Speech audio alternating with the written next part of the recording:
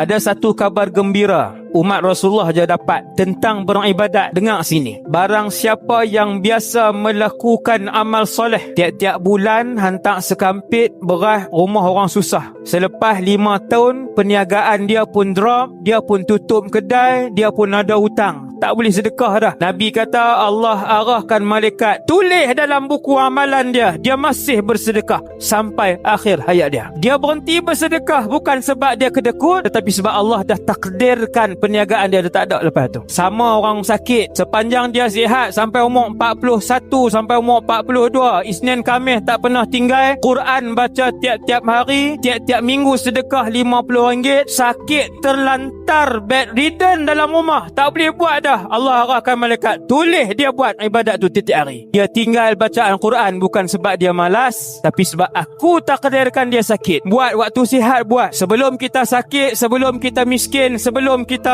musafir. Allah arah malaikat, tulis ibadat-ibadat yang dia buat sepanjang dia mukim. Masya Allah.